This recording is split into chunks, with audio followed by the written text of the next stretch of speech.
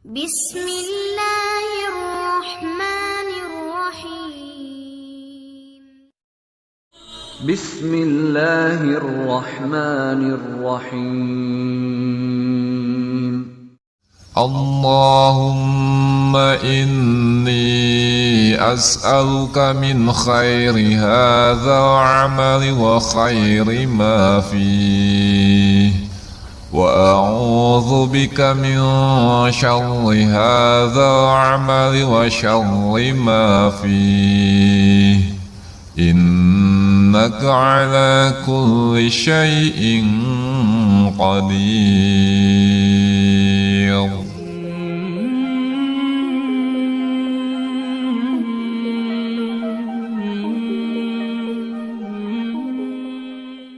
Bismillahirrahmanirrahim. Assalamualaikum warahmatullahi wabarakatuh. Alhamdulillah ketemu lagi dalam keadaan sehat walafiat.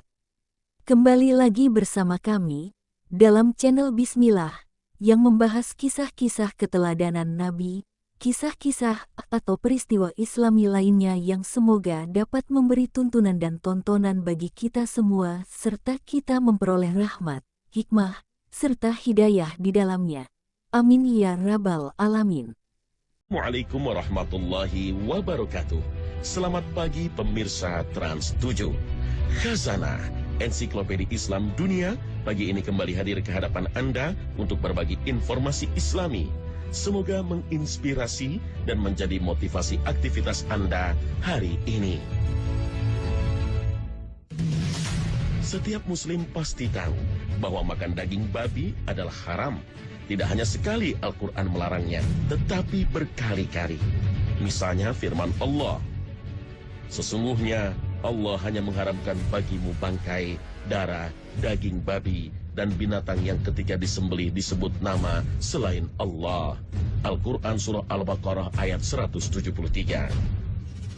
Juga firman dalam surat Al-Ma'idah ayat 3 dan surah Al-An'am ayat 145.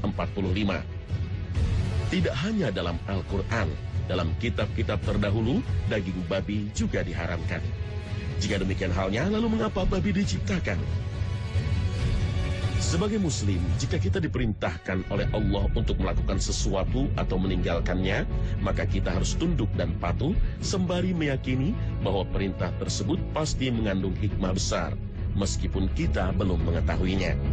Namun di waktu sama kita juga dianjurkan untuk berpikir, merenungkan hikmah yang tersembunyi di balik ayat-ayat Allah.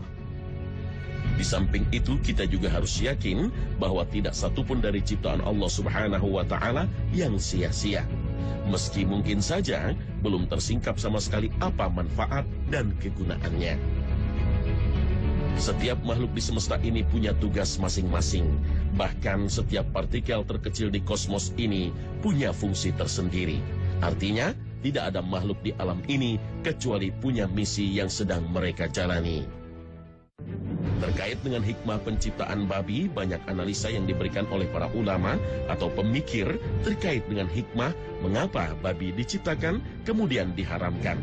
Di antaranya untuk menguji manusia. Allah terkadang menciptakan sesuatu sebagai bahan ujian bagi manusia, apakah akan patuh ataukah melanggarnya. Seperti halnya babi, jika orang memakannya, maka ia telah gagal dalam menghadapi ujian tersebut. Namun jika ia berhasil menghindari larangan itu dengan tidak memakannya, berarti ia telah lulus akan ujian yang telah Allah berikan. Allah Subhanahu wa Ta'ala telah berfirman, Dialah Allah yang menciptakan mati dan hidup untuk menguji kalian. Siapakah di antara kalian yang paling baik amalnya?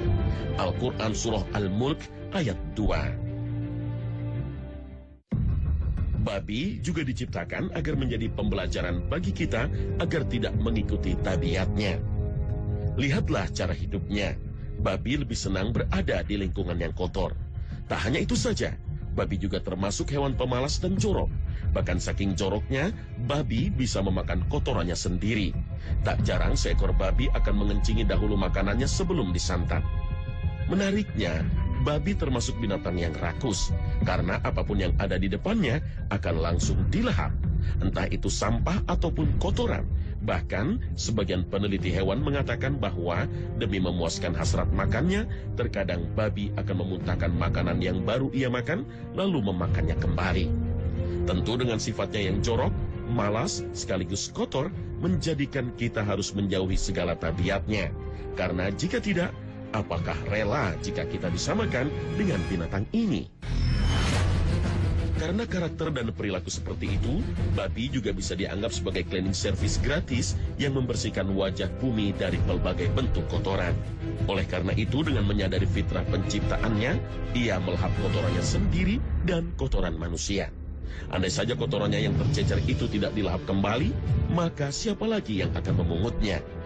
Kotoran, sampah, dan limbah manusia merupakan isu global yang butuh penanganan serius dan belum terpecahkan sampai pada detik ini. Oleh karena itu, puji syukur pada Allah yang membantu kita mengatasi masalah rumit ini. Babi itu tahu diri, bahkan ikut sibuk dan turut andil mengentaskan polusi udara yang disebabkan ulah tangan kita sendiri. Dengan demikian, sebenarnya babi bukan ancaman bagi kita. Bahaya yang datang darinya lahir dari ulah tangan-tangan jahil. Seandainya kita tidak menyentuhnya, maka ia pun dengan sendirinya enggan menyakiti kita. Akan tetapi, kita bisa sakit karena telah mengabaikan aturan ini. Biarkan dia menjalankan misi kebersihan di muka bumi sesuai fitrahnya. Biarkan hewan babi itu membantu kita menjaga kebersihan. Dan jangan sekali-kali menyakiti mereka dengan menyembelih dan memakannya.